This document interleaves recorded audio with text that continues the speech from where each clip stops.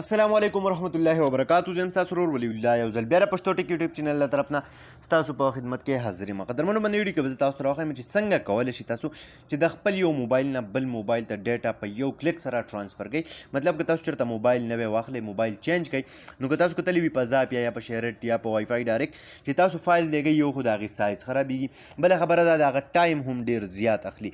نو تاسو چې کله هم موبایل نه بل موبایل ته څه فایل څه ډیټا ټرانسفر کول غواړئ، لیږل غواړئ، نو په یو کلیک سره ډېر په اسانه طریقې سره هغه تاسو د یو موبایل نه بل موبایل ته A to Z مکمل ډیټا چې د هغه لیږلی شي، نه به یې سایز خرابېږي، نه به یې کوالټي خرابېږي، ټیک ده، او نه به پکې څه مس کېږي، مطلب غایبېږي به هم ستاسو نه.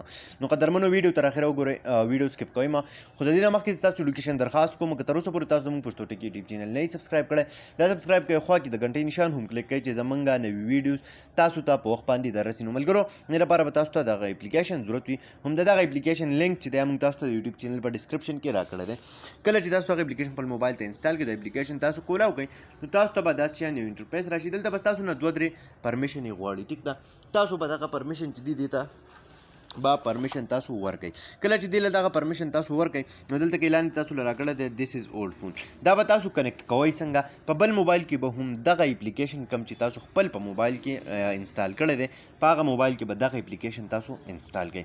کله چې دغه اپلیکیشن تاسو خپل په موبایل کې انسټال کړئ، لکه څنګه چې تاسو زاپ یا د یو موبایل د بل موبایل سره کنیکټ کوئ، همدغه رنګ دلته کې تاسو له یو آپشن راکړی دی، دا وګورئ.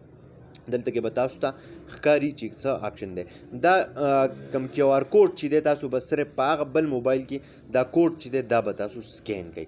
کله چې دا کوډ تاسو سکین کړئ، نو دا به اټومیټکلی دا موبایل د یو بل سره دواړه کنیکټ شي. چې کنیکټ شي د هغې نه بعد چې څومره هم ډیټا وي، تصویران وي یا ویډیوز وي یا بل څه ستاسو سره آډیوز وي یا ډاکومنټس وي، نو دا ټول تاسو ډېر په اسانه طریقې سره په یو کلیک سره په سیکنډونو په حساب سره یو موبایل بل موبایل ته مکمل چې دی لیږلی شئ، ټرانسفر کولی شئ. نو دا به ستاسو په کار کې ډېره زیاته اساني راولي، نه به یې کوالټي خرابوي، صحیح ده، او بل دا دی چې تاسو ته به ټایم هم تاسو ډېر زیات بچت کوي. قدرمنو دا ونه ویډیو امید لرم چې خوښه شوي به وي، که خوښه شوي وي لایک یې کړئ، چینل سبسکرایبول مه هېروئ، ملګرو سره یې شیر کړئ. تر بلې ویډیو د خپل ځان ډېر زیات خیال ساتئ. د خدای په امان.